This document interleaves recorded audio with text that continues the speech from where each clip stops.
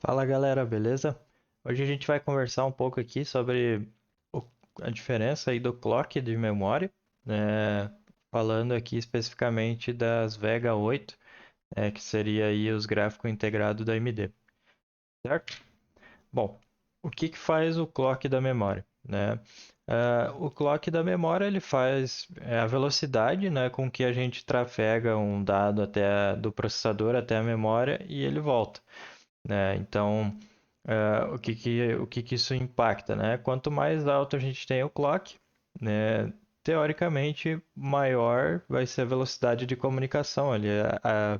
Seria, por exemplo, a gente andar 80 por hora e a gente faz um overclock de velocidade para 120, a gente chega mais rápido, né? Essa seria uma analogia aí do clock, né? Ah, claro que a gente tem também os times que influenciam, né? Que os timings são as velocidades da própria memória, né? As latências, né, de comunicação entre um chip e outro, enfim. Mas basicamente isso é o clock, tá? Bom, o que que a gente ganha, né, aumentando o clock da memória? A gente ganha desempenho em jogos, né? A gente ganha um overclock de memória de GPU, né? Porque o que que acontece? Quando a gente tem, vamos pegar um exemplo aqui, uma RX 580.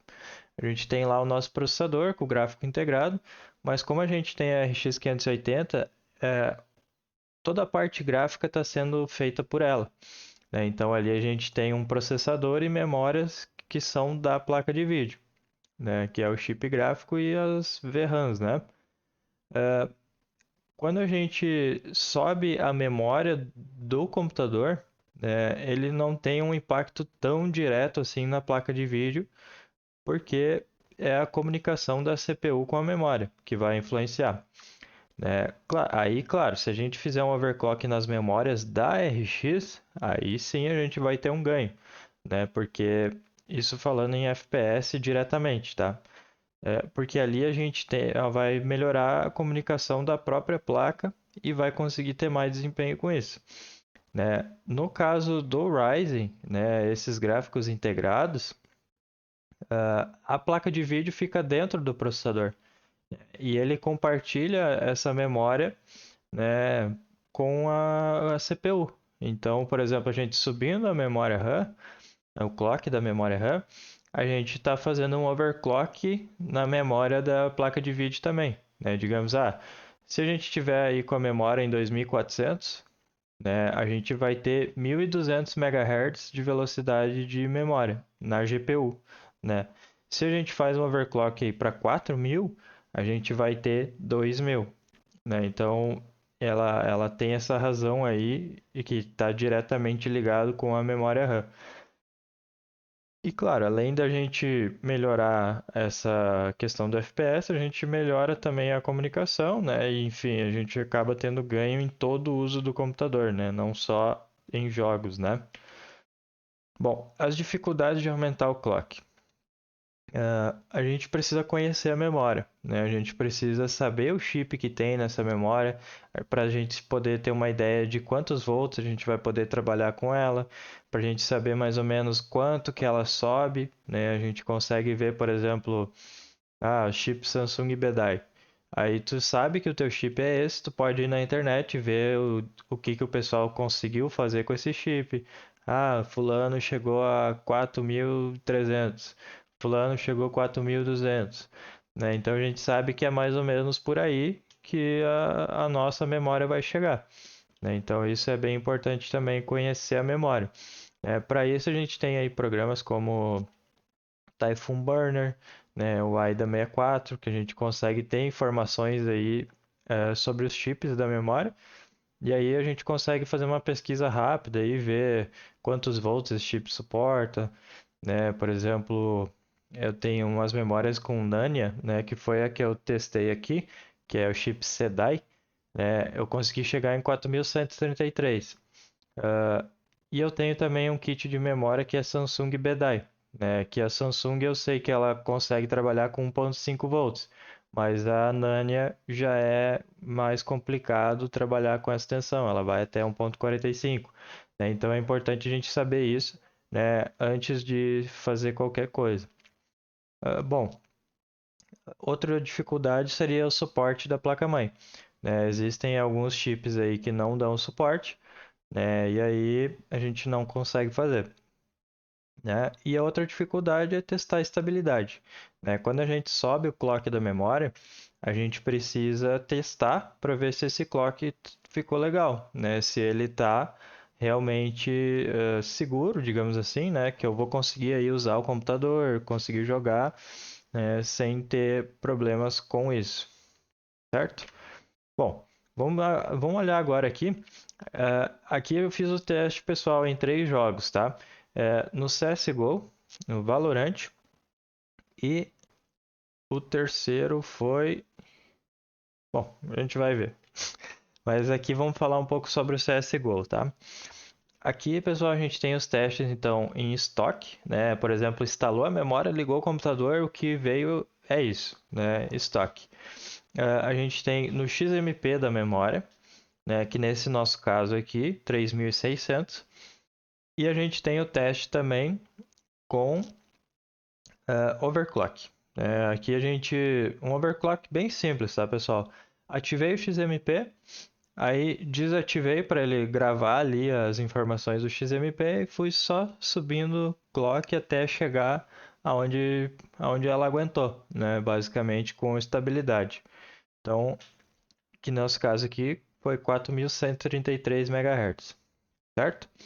Bom, aqui no gráfico, então, pessoal, mais abaixo ali, a gente tem a memória aí em estoque em 2.400 MHz, tá? Então a gente consegue ver ali que a nossa média de FPS ficou em 86.4. Né? Quando a gente passa então para o XMP da memória, né, a gente já pula de 86 para 120 FPS. Né? Então é um ganho absurdo de FPS só ativando um recurso que já vem na memória. Só preciso ir lá, entrar na BIOS, ativar o XMP, não mudo mais nada. Né? Não preciso fazer nenhum tipo de alteração, só ativa o XMP. A gente já tem esse ganho aqui.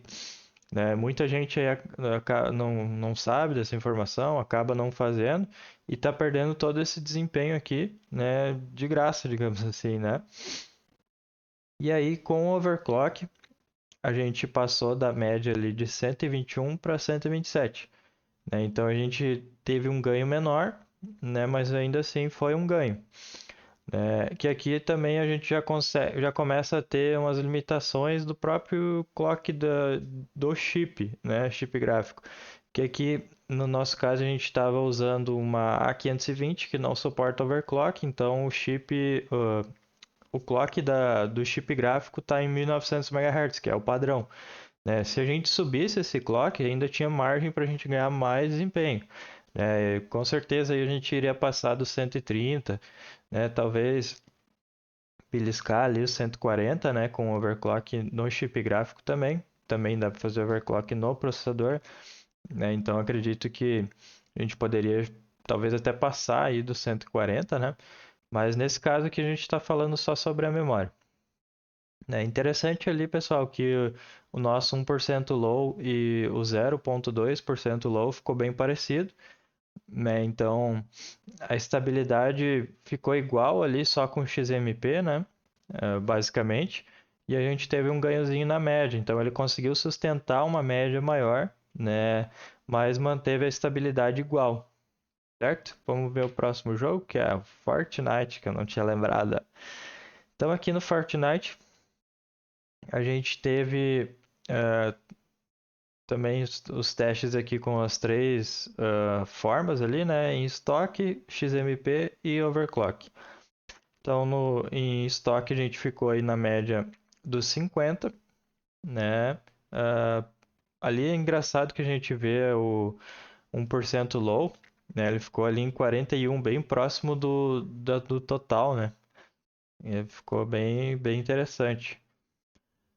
Aqui a gente passando então para o XMP, a gente ficou aí na média dos 65 FPS, né? Então, 1% low aí nos 49. E passando aqui para o overclock, né, a gente consegue ver que 1% low subiu, né, consideravelmente mais aí que a média, né? Mas a nossa média também subiu, né? Então a gente ganhou aí 1.1 FPS, né? Não é um ganho absurdo, mas a gente viu que o jogo ficou um pouquinho mais estável ali com esse acréscimo de 1% low, né? O 0.1%, 0.2% low ali ficou em 24.8, né?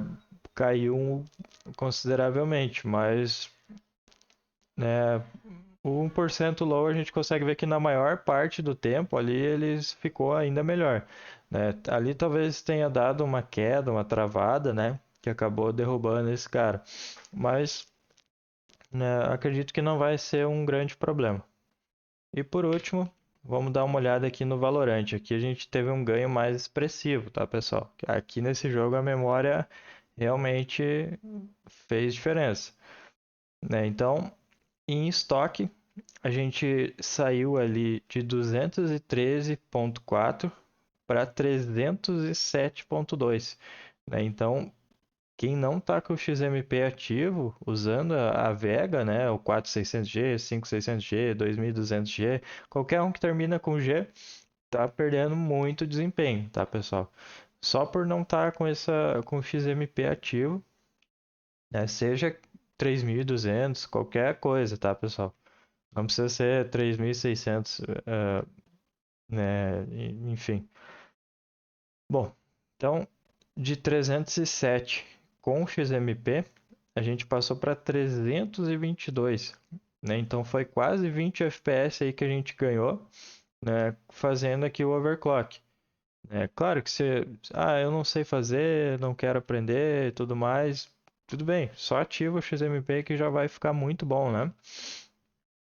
E aqui a gente consegue ver ali que tanto no 0.2% low quanto no 1% low a gente teve um ganhozinho também ali com o overclock, né? E aí a gente vai ter o jogo um pouquinho mais estável ainda, além de ter mais frames, né, do que o que a gente tinha no com o XMP. Certo, pessoal? Queria trazer esse vídeo aqui explicando um pouco para vocês aí sobre o overclock de memória, né, no gráfico integrado aí da AMD, né? Espero que eu tenha te ajudado aí de alguma forma. Se sim, te convido a deixar um like aí, se inscrever no canal e pode deixar um comentário aí que eu vou estar lendo também. Qualquer dúvida ou sugestão aí pode deixar que eu vou ver. E eu vou ficando por aqui e até mais.